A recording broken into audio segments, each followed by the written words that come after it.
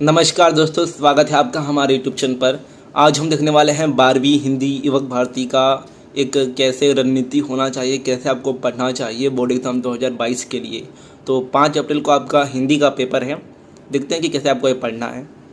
सबसे पहले मैं आपको बताना चाहता हूँ कि जितने भी कविताएँ हैं, जैसे कि हमारी पहली कविता नवनिर्माण, उसके बाद जितना भी कविता हो गया, पाठ हो गया, पल्लवन वगैरह जितना भी आपको आने वाला है, उसके बाद स्वाध्याय जितना भी हो गया, देन सभी कविताओं का रसास्वादन और साथ ही एक स्पेशल वीडियो, ये सब कुछ कंटेंट मैंने बनाया है। आप प्लीज़ एक बार 12th हिंदी की प्लेलिस्ट को चेक कीजिएगा। और ये वाला जो वीडियो है कि रसास्वादन कैसे लिखे, ये बहुत ही महत्वपूर्ण है, बहुत ही इंपॉर्टेंट है। प्लीज़ इसे एक बार चेकआउट कर लीजिएगा। देन मैंने सब कुछ पढ़ा दिया है, बट ग्रामर नहीं पढ़ा है, व्याकरण नहीं पढ़ा है। बहुत सारे जो स्टूडेंट हैं वो कमेंट करके बोल रहे हैं कि सर एग्ज़ाम से पहले व्याकरण पढ़ा दो, ग्रामर पढ़ा दो। देखो, मेरी अगर माने, मेरे अनुसार अभी आपको ग्रामर पढ़ने की ज़रूरत है नहीं। क्योंकि देखो यार, ग्रामर अभी आप शुरू से पढ़ने बैठोगे कि अलंकार होता क्या है, उससे आइडेंटिफाई कैसे करते हैं, उसका टाइप क्या क्या है, प्रकार क्या क्या है, वो आप पढ़ने बैठोगे ना तो बहुत डीप में जाओगे और इसमें आपका मन नहीं लगेगा कि यार ये तो बहुत बोरिंग है, इतना शुरू से कौन पढ़ेगा। एंड आपको अभी ग्रामर पढ़ने की ज़रूरत है भी नहीं शुरू से, क्योंकि देखो यार, ग्रामर आपका जो भी है ना वो एक्सरसाइज हो गया, देन उसके बाद जो बॉक्स हैं, यानी कि आपके टेक्स्ट बुक में से ही आने वाला है। सो अगर आपको ग्रामर पहले से आता है तो बहुत अच्छी बात है। अगर आपको नहीं आता है अलंकार पहचानने, रस पहचानने, तो कोई बात नहीं यार। जो आपका स्वाध्याय हो गया, एक्सरसाइज हो गया, उसे बहुत अच्छे से कर लो, उसे रट लो और रोज़ लिख लिख के प्रैक्टिस करो। अभी तो आपके पास हिंदी के लिए बहुत दिन बाकी हैं। एक हफ्ते से ज़्यादा का टाइम आपके पास हिंदी के लिए है। सो आप क्या करो, जितने भी ग्रामर का पार्ट है उसका एक अलग से PDF बना लो, टेक्स्ट बुक में से स्क्रीनशॉट ले लेके, एंड उसे आप डेली रिवाइज करो, डेली स्टडी करो। सो आपको अपने मन में ऑटोमेटिकली याद ही हो जाएगा। सो ग्रामर अभी शुरू से पढ़ने की कोई ज़रूरत नहीं है मेरी बात तो। एंड आगे आप 12th के बाद BSc BCom BA कुछ करने वाले भी हो तो उसमें ये शुरू से जो व्याकरण है उसका कुछ काम नहीं है, इसलिए आप व्याकरण अभी मत पढ़ो, सिर्फ स्वाध्याय पूरा पढ़ लो अच्छे से। तो चलिए देखते हैं। सबसे पहले देखो, आपका सूचनाएं दिया है। सूचनाएं महत्वपूर्ण है क्योंकि बहुत सारे बच्चे ऐसे होते हैं जो पूछते हैं कि सर जो डायग्राम आता है संजाल पूर्ण कीजिए, उसमें जो आकृति होती है क्या पेन से बनानी होती है या फिर पेंसिल से। देखो यहाँ पर लिखा भी है, सभी आकृतियों के लिए पेन का ही उपयोग कीजिए, क्योंकि वो भी आंसर का पार्ट होता है। सो इसलिए जो भी आपका सूचनाएं दिया रहता है पेपर के स्टार्टिंग में, उसे अच्छे से पढ़ लेना चाहिए। तो सबसे पहले है विभाग 1 गद्य। देखो ये पैसेज वाला है तो मैं इसे ज़्यादा हार्ड नहीं मानता हूँ, आपको भी नहीं मानना चाहिए। पैसेज में से जो आंसर होता है इजीली मिल जाता है। सबसे पहले देखो, मैं बताता हूँ आपको कैसे आंसर ढूंढना है। जैसे यहाँ पर दिया है CFC नामक यौगिक का आविष्कारक। सो यहाँ पर आप एक मेन जो वर्ड है, मुख्य शब्द है, उसे देखो, CFC। अब CFC वर्ड को इस पैसेज में ढूंढो, देखते हैं कि कहाँ पर CFC वर्ड हमें दिख रहा है। तो हमारे वायुमंडल में यहाँ पर CFC वर्ड कहाँ पर दिख रहा है, देखो यहाँ पर आपको CFC वर्ड दिखा। सो इसके आगे अगर आप देखोगे, सो थॉमस मिडले द्वारा क्लोरोफ्लोरोकार्बन नामक यौगिक की खोज। तो देखो इजीली हमें मिल गया इसका आविष्कारक कौन है। इसलिए आपको आंसर जो पैसेज वाले हैं ऐसे ही ढूंढने हैं। पूरा पैसेज स्टार्टिंग से पढ़ते नहीं बैठना है कि हमारे वायुमंडल में मौजूद ओजोन बार, एक एक वर्ड, एक एक शब्द पढ़ते नहीं बैठना है, इसमें बहुत टाइम वेस्ट होने वाला है। इसलिए मेन एक कीवर्ड को देख लो तो उसके आसपास आपका डेफिनेटली आंसर मिल जाएगा। देन जैसे इसमें दूसरा वाला है, 1930 से पहले प्रशीतन के लिए यानी कि रेफ्रिजरेशन के लिए इस्तेमाल की जाने वाली गैसें। सो देखो यहाँ पर 1930 एक कीवर्ड आपको दिख रहा होगा। सो 1930 को आप इस पैसेज में ढूंढो।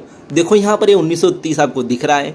सन 1930 से पहले प्रशीतन के लिए अमोनिया और सल्फर डाइऑक्साइड गैसों का इस्तेमाल। सो यार देखो मिल गया इतना इजीली आंसर, आपको पूरा पैसेज पढ़ने की ज़रूरत नहीं पड़ी।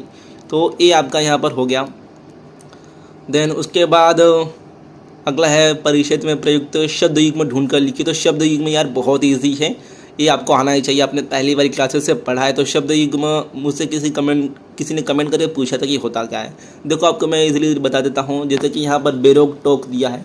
बेरोक टोक यानी कि जो ऐसे वर्ड होते हैं जो 2 वर्ड जुड़े हुए होते हैं और उनका एक मतलब होता है। यहाँ पर जीव जंतुओं, उसके बाद रंग रोगन, ये वो हो गया शब्द युग्म। देन पेड़ पौधों, ये हो गया शब्द युग्म। सो इसे शब्द युग्म कहते हैं, जो दोनों जुड़े हुए होते हैं और उनका कुछ मतलब होता है। तो बहुत इजी होता है। देन बढ़ते हुए प्रदूषण को रोकने के उपाय, यानी कि ये अपना क्या बोलते हैं स्वमत हैं। स्वमत वाला क्वेश्चन मैंने हमेशा से कहा है कि इसे कभी छोड़ना नहीं चाहिए, ये बहुत आसान होता है। सबसे पहले इसमें क्या पूछा गया है ना वो समझो, देन अपने हिसाब से कुछ भी लिखो। आपको वहाँ पर मार्क्स मिलने ही वाला है, कोई आपका मार्क्स वहाँ पर काट नहीं सकता। जैसे इसमें क्या पूछा गया है, बढ़ते हुए प्रदूषण को रोकने के उपाय। सो यार बढ़ते हुए प्रदूषण को रोकने के उपाय कौन नहीं बता सकता, ये हमने बचपन से पढ़ा है। पॉल्यूशन क्या होता है, पॉल्यूशन कंट्रोल कैसे करते हैं। सो आप यहाँ पर लिख सकते हो कि हमें निजी वाहनों का उपयोग कम करना चाहिए, सार्वजनिक वाहनों का उपयोग करना चाहिए, देन सौर ऊर्जा का इस्तेमाल करना चाहिए। ऐसे आप अपने 4-5 पॉइंट लिख सकते हो। देखो यहाँ पर 2 मार्क्स के लिए है तो ज़्यादा बड़ा लिखने की भी ज़रूरत नहीं होगी यहाँ पर। देन उसके बाद फिर से एक आपका पैसेज आता है, तो फिर से वही रहने वाला है, संजाल पूर्ण कीजिए या फिर उत्तर लिखिए, जो पैसेज में से ढूंढ कर लिखना होगा। देन लिंक पहचान कर लिखिए, यानी कि जो भी आपका शाब्दिक प्रश्न हो गया वो आता है, शब्द संपदा वाले प्रश्न। उसके बाद फिर से एक आपका स्वमत आता है। देन इसमें देखो एक बड़ा क्वेश्चन आता है ई करके, ई वाले में आएगा जैसे बैजू बावरा संगीत का सच्चा पुजारी है, इस विचार को स्पष्ट कीजिए। ये आपका पैसेज में नहीं मिलेगा। सो देखो बहुत सारे जो स्टूडेंट थे वो कमेंट करके पूछ रहे थे कि सर जो ऐसे लघुत्तरी प्रश्न हैं जो पैसेज में से नहीं रहेगा, क्या वो एक्सरसाइज में से आएगा, स्वाध्याय में से आएगा। देखो बोर्ड ने ऐसा क्लियरली कहा तो नहीं है कि वो स्वाध्याय में से ही आएगा, बट ऐसे चांसेस है कि आपका स्वाध्याय में से ही आ सकता है, या फिर उसी को थोड़ा मॉडिफाई कर सकते हैं स्टेटमेंट को, वाक्य को। तो इसलिए मैंने कहा कि आप स्वाध्याय में जो बड़े प्रश्न हो गए, देन शब्द युग्म यानी कि जो शब्द संपदा वाले प्रश्न हो गए, अगर आपका उसमें लिंग पहचान कर लिखो, देन समानार्थी विद्यार्थी जो भी आपके स्वाध्याय में होगा ना उसे अच्छे से पढ़ लेना, स्वाध्याय का ग्रामर अच्छे से पढ़ लेना। देन उसके बाद ई वाला दिया है, एक वाक्य में उत्तर लिखिए। जो आपके स्वाध्याय में ऐसा साहित्य संबंधी सामान्य ज्ञान करके दिया रहता है वो वाले प्रश्न ए हैं। तो सबसे पहले जो लेसन वाले में है वो भी आएगा, और कविताओं वाले में भी, कविताओं के स्वाध्याय में भी दिए गए हैं तो उसमें पद्य विभाग में भी आएगा और गद्य विभाग में भी ए आएगा। इसमें से कोई आपको 2 लिखना होगा, सुदर्शन जी का मूल नाम, आशा रानी वोरा जी की रचनाएं। सो ये आपको इजी है, स्वाध्याय में से आने वाला है, इसलिए मैंने कहा था कि स्वाध्याय पढ़ लो, और मैंने स्वाध्याय के सारे वीडियो बना भी दिए हैं। उसके बाद अगला है विभाग 2 पद्य 20 अंकों के लिए। सो इसमें भी एक आपको कुछ लाइन दिया रहेगा पोएम्स का, उसके ऊपर उत्तर लिखिए, परिंदों को कौन सी शिकायत है। सो देखो जो पोएम वाले पैसेज होते हैं ना वो इजी होते हैं, क्योंकि वो छोटे से होते हैं और इजीली आंसर मिल जाता है। जैसे कि परिंदों को कौन सी शिकायत है, यहाँ पर आपको देखो क्या इजीली मिल गया, परिंदों को शिकायत। आपने शिकायत वर्ड इसमें देखा और इसमें देखा तो इजीली आंसर मिल गया। तो यहाँ पर तेरे दानों में भी शायद लगा है घुन मेरे मालिक, लेकिन आपको ऐसा नहीं लिखना है कि तेरे दानों में भी घून लगा है, उसका मतलब क्या उस लाइन का वो लिखना है। उसके बाद कभी कहाँ खो गए, सो यहाँ पर आप देख सकते हो कभी कहाँ खो गए, जिंदगी के सवालों के जो जवाब हैं उसे खोजते खोजते कभी खो गए, उनके सवालों में खो गए। देन फिर से वही आया शब्द समानार्थी पहचान कर लिखो, तो निशा का रात्रि, जैसे कि यहाँ पर कुसुम का फूल प्रश्न का यहाँ पर आपको देख कर लिखना होगा, प्रश्न लिख सकते हो, यहाँ पर दिया नहीं है। उसके बाद स्वामी का मालिक आएगा। सो देखो इसमें क्या होता है, निम्नलिखित शब्दों के समानार्थी शब्द पद्यांश में से ढूंढ कर लिखिए। कई बार क्या होता है कि जैसे निशा का रात्रि आपको मिल जाता है इस पोएम की लाइन में, और कई बार नहीं मिलता है अगर पैसेज में, तो आपको अपने से लिखना होता है। देन फिर इसमें भी आपका समत वाला प्रश्न है जो कि बहुत ईजी है। देन आकर के दूसरा एक पद्यांश दिया गया है, सरस्वती के भंडार की बड़ी अपूर्व बात। देखो आपकी जो 2 कविताएं हैं गुरुबानी करके और उसके बाद विंध्य के दोहे, वो जो 2 कविताएं हैं ना वो बहुत ही इंपॉर्टेंट है और थोड़ी हार्ड जाती है बच्चों को पढ़ने में, क्योंकि उसमें थोड़ी लैंग्वेज वो ब्रज भाषा यूज की गई है, थोड़ी अलग भाषा उसमें यूज़ की गई है, जैसे कि सरस्वती के भंडार की बड़ी अपूर्व बात। सो उसका क्या है ना, देखो मैं आपको 3 कविताएँ बताता हूँ। सबसे पहली तो नवनिर्माण कविता, उसका एप्रिसिएशन वगैरह, देन उसके स्वाध्याय में जो शब्द सुधार कर लिखो ऐसा कुछ है वो अच्छे से कर लो। देन बाकी की जो 2 कविताएं हैं गुरुबानी और अपना विंध्य के दोहे, ये 3 कविताएं बहुत अच्छे से कर लो, ठीक है। तीनों कविताएं बहुत अच्छे से कर लो। गुरुबानी और विंध्य के दोहे को क्या करो कि आप उसका पर्टिकुलर 2-2 लाइन का मीनिंग लिखो एंड उसे बार बार पढ़ो। आपके टेक्स्ट बुक में लास्ट में पीछे दिया भी गया है उसका मीनिंग, तो उस तरह से आप उसको पढ़ो। देन यूट्यूब पर वीडियोस देख सकते हो, बहुत सारे जो हमारे क्रिएटर्स हैं यूट्यूब पर उन्होंने अच्छे वीडियोस बनाए हैं, आप देख सकते हो। देन कारण लिखिए सरस्वती के भंडार को अपूर्व कहा गया है। क्यों कहा गया है? क्योंकि वो ऐसा धन है कि बांटने पर बढ़ता ही है, जैसे जैसे आप बांटते हो वो बढ़ता है, घटता नहीं है। सो यहाँ पर आपको लिखना है। उसके बाद पद्यांश में प्रयुक्त दो कहावतें, ये आपको लिखना है। जैसे कि यहाँ पर दिया है जैसे हांडी काट की चढ़े न दूसरी बार, यानी कि लकड़ी की जो मटका होता है, एक बार अगर आप उस पर खाना बनाते हो तो वो जल जाता है, उसे आप दूसरी बार इस्तेमाल नहीं कर सकते हैं। इसलिए मैंने कहा कि जो दो कविताएं मैं आपको बोल रहा हूँ, नवनिर्माण तो हमारा है ही सबसे पहला कविता, ठीक है, सबसे पहला कविता पूछा भी जाता है बहुत बार। सो नवनिर्माण तो है ही। उसके बाद आपका वृंद के दोहे और गुरुबानी, ये जो दो कविताएं हैं ना, बहुत ही इंपॉर्टेंट है आपके लिए।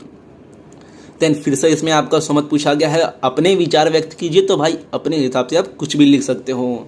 देन उसके बाद रसास्वादन आता है, सबसे इंपॉर्टेंट। मैंने आपके इस वीडियो के स्टार्टिंग में बताया था कि मैंने एक वीडियो बनाया है, इंपॉर्टेंट वीडियो बनाया है कि रसास्वादन कैसे लिखें। देन प्रतीक विधान क्या होता है, कल्पना क्या होता है। सो मैंने सारे जो भी टॉपिक हैं, सारे आपके जो भी टर्म्स है, जैसे कि प्रतीक विधान, कल्पना, जो भी ये सब है, मैंने उस वीडियो में बता दिया है। उस वीडियो का लिंक आपको नीचे डिस्क्रिप्शन बॉक्स में मिल जाएगा, आप चेकआउट कर सकते हो। एंड ज़्यादा टेंशन मत लो, जो प्रतीक विधान हो गया, कल्पना हो गया, वो ज़्यादा करके पूछा नहीं जाता है, बट पूछा जाता है तो आप लिख लेना वहाँ पर जो आपको याद आए। जैसे कि यहाँ पर क्या पूछा गया है, निम्नलिखित मुद्दों के आधार पर पेड़ होने का अर्थ कविता का रसास्वादन कीजिए। मुद्दे क्या हैं? रचनाकार का नाम, पसंद की पंक्तियाँ, पसंद के कारण, कविता की केंद्रीय कल्पना। केंद्रीय कल्पना मैंने बताया था कहाँ पर होता है, जो हमारा कविता के स्टार्टिंग में बॉक्स दिया होता है पोएट के इंट्रोडक्शन का, कवि परिचय, प्रमुख कृतियाँ एंड विधा। उसके बाद नीचे जो दिया होता है वो आपका केंद्रीय कल्पना होता है, यानी कि सेंट्रल थीम क्या है उसका। देन पसंद की पंक्तियाँ, सो यहाँ पर आपको 2-3 लाइन लिखना होगा अपने हिसाब से। सो इसलिए जितनी भी कविताएँ हैं उसका एक लाइन, कम से कम 2 लाइन याद कर लीजिएगा। देन ये हो गया मुद्दों के आधार पर, पॉइंट के आधार पर लिखना है। देन यहाँ पर अर्थ के आधार पर, दोनों ऑप्शन में है, दोनों में से जो अच्छा लगे वही लिखो। मैं तो आपको सजेस्ट करूँगा कि जो अर्थ के आधार पर है वही लिखो, क्योंकि ये अच्छा दिखता है। और अगर आपको थोड़ा नॉलेज है, थोड़ा ज़्यादा उसके बारे में पता नहीं है पर्टिकुलर कविता के बारे में, तो इसमें चल जाता है, बट इसमें ऐसा नहीं होता। इसमें आपको पूरा एक आंसर जैसा लिखना होता है, इसलिए मैं सजेस्ट करूँगा कि यही लिखना। और यहाँ पर देखो रचनाकार का नाम पूछा गया है ना, जैसे कि अभी आप, जैसे कि यहाँ पर कविता है पेड़ होने का अर्थ, तो इस कविता के कवि हैं मुकेश गौतम जी। तो सिर्फ आपको उनका नाम नहीं लिखना है, आपको लिखना होगा एक पूरे सेंटेंस में, एक वाक्य में, कि पेड़ होने का अर्थ, इस कविता के रचनाकार हैं मुकेश गौतम जी। जी लगाना बहुत इंपॉर्टेंट है, क्योंकि आपको सम्मान करना है अपने से बड़ों का, और हिंदी विषय में ये बहुत इंपॉर्टेंट हो जाता है। आपने देखा होगा कवि परिचय में तो ऐसा लिखा होता है, आपका परिचय, आप ये लिखा होता है, तो आपको भी कवि के नाम के लास्ट में जी लगाना है। देन फिर से यहाँ पर पूछा गया है, एक वाक्य में उत्तर लिखिए, चतुष्पदी के लक्षण लिखिए, वृंद जी की प्रमुख रचनाएं, यानी कि जो स्वाध्याय में साहित्य संबंधी सामान्य ज्ञान करके दिया होता है उसमें से है। सो वो भी इजी है, आप स्वाध्याय पढ़ लीजिएगा अच्छे से उसमें से। देन विभाग 3 विशेष अध्ययन हेतु कनुप्रिया 10 मार्क्स के लिए। सो बहुत सारे बच्चों को ये भी डाउट था कि क्या कनुप्रिया का जो रसास्वादन है वो आ सकता है। हाँ आ सकता है, क्योंकि वो भी एक कविता ही है, कनुप्रिया भी एक कविता ही है। सो इसमें भी आपको स्टार्टिंग में पैसेज दिया रहेगा, देन पैसेज के ऊपर से आपको आंसर पूछे जाएंगे, विलोम शब्द यानी कि विरुद्धार्थी शब्द। उसके बाद फिर से अपने विचार लिखिए। देन यहाँ पर भी बड़े प्रश्न रहने वाले हैं, इसमें से 2 में से 1 लिखना होगा। तो इसमें से भी एक्सरसाइज में से पूछा जाएगा या फिर बीच में से पूछ सकते हैं, ये बोर्ड ने क्लियरली बताया नहीं है। मैं आपको सजेस्ट करता हूँ कि आप एक बार एक्सरसाइज का जो ऐसे बड़े क्वेश्चन दिए गए हैं लघुत्तरीय प्रश्न करके, वो अच्छे से पढ़ लो एक्सरसाइज। देन कविता का आप क्या करो कि उसका मतलब समझ लो अच्छे से, कि उस कविता में पर्टिकुलर है क्या, उसका थीम समझ लो, ऊपर ऊपर से समझ लो कि उसमें है क्या। अगर आपने इतना समझ लिया ना, तो आप अपने हिसाब से आंसर बना सकते हो। इसलिए यूट्यूब पर वीडियोस देख लो अच्छे से। आपके पास अभी हिंदी के लिए तो बहुत टाइम है यार, इतने टाइम में आप डेफिनेटली 90+, अगर आपका ओरल अच्छा है, ओरल सबका अच्छा ही जाता है। ओरल अगर आपका 20 मार्क्स का है, मतलब 20 मार्क्स का इंटरनल है, तो लगभग हर बच्चे को 15 के ऊपर मिल ही जाता है। तो समझ लो अगर आपको 15 मिलता है उसमें आपका इंटरनल में, देन 15 + 80 में से आपका मान लो 70 दिया जाता है, सो 85 मार्क्स तो आ ही जाता है। सो आप इन जो भी 1 हफ्ता आपको मिला है हिंदी के लिए, इसमें अगर आप लो, मतलब आप एवरेज बच्चे भी हो ना, तभी भी आप हिंदी में 85+ ला सकते हो और अपने मार्क्स को बढ़ा सकते हो, अपने रिजल्ट में परसेंटेज को इंक्रीज कर सकते हो। उसके बाद विभाग 4 व्यवहारिक हिंदी, यहाँ पर भी बड़े बड़े प्रश्न बहुत आने वाले हैं। और ये जो पूरे पार्ट हैं इसमें इसके स्वाध्याय में बड़े प्रश्न ही दिए गए हैं। तो सबसे पहले देखो, इसमें सबसे पहला जो क्वेश्चन है वही एक बड़ा क्वेश्चन 6 मार्क्स के लिए रहेगा, बट ये पैसेज भी रहेगा उसके ऑप्शन में। तो मैं आपको सजेस्ट करूँगा कि ये पैसेज वाले लिखना। देन पैसेज वाले में भी वही संजालपूर्ण कीजिए, उसके बाद शब्द युग्म या फिर लिंग या फिर विरुद्धार्थी समानार्थी वो रहने वाला है। देन फीचर लेखन कीजिए, नेता द्वारा किए गए चुनाव प्रचार के दौरान चुनावी वायदा पर फीचर लेखन कीजिए, यानी कि आपको लिखना होगा कि नेता चुनाव के टाइम क्या करते हैं, प्रचार करते हैं, झूठे झूठे वादे देते हैं। सो देखो यहाँ पर ये जो फीचर लेखन है, उसके बाद आपका ऐसे जो 2-3 लेसन है, ब्लॉग लेखन हो गया। उसके स्वाध्याय में क्या पूछा गया है, स्वाध्याय में जैसे लता मंगेशकर व फीचर लेखन कीजिए, तो वो लोग क्या कर सकते हैं ना बोर्ड वाले, कि लता मंगेशकर की जगह सचिन तेंदुलकर दे सकते हैं या फिर किसी और बड़े सितारे का, बड़े सेलिब्रिटी का नाम दे सकते हैं। तो आपको थोड़ा उनके बारे में अंडरस्टैंडिंग होना चाहिए, जनरल नॉलेज होना चाहिए। अगर मान लो उन्होंने पूछ लिया सचिन तेंदुलकर के बारे में फीचर लेखन कीजिए, सो आपको कम से कम ना आधे से ज़्यादा पेज भरना होगा, तभी आपको वहाँ पर पूरा मार्क्स मिलेगा। सो यहाँ पर आप ये देख सकते हो। उसके बाद निम्नलिखित में से किसी एक का उत्तर 80 से 100 शब्दों में लिखिए। ब्लॉग प्रारंभ करने की प्रक्रिया। सो उसके बाद यहाँ पर आप देख सकते हो, या फिर ऑप्शन वाला लिखो। ऑप्शन में 4 MCQ हैं जो इजी हैं।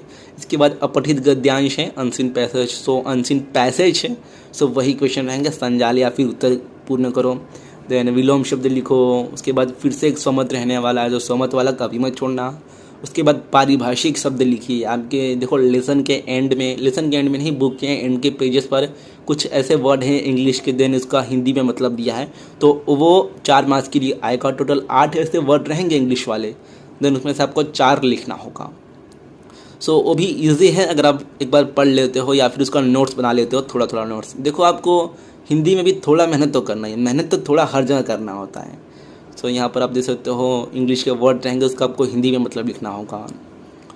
देन लास्ट वाला आता है विभाग 5 व्याकरण। सबसे आसान, आपको सिर्फ व्याकरण के लिए स्वाध्याय पढ़ना है, जैसे कि लेसन्स में दिया गया होता है। वाक्य शुद्ध करके वाक्य फिर से लिखिए। फिर उसके बाद रस के लिए एक अलग से पैसेज में दिया गया है। तो ऐसे आपके बहुत सारे ऐसे जो चैप्टर हैं, कविताएं हैं, उनके स्वाध्याय में दिया गया है। सो आपको यही पढ़ना है सिर्फ। अब रोज़ पढ़ो, इसे थोड़ा थोड़ा रट लो तो आपका इजी हो जाएगा आपका व्याकरण शुरू से पढ़ने बैठोगे कि रस क्या होता है, अलंकार क्या होता है, वाक्य शुद्धिकरण कैसे होता है।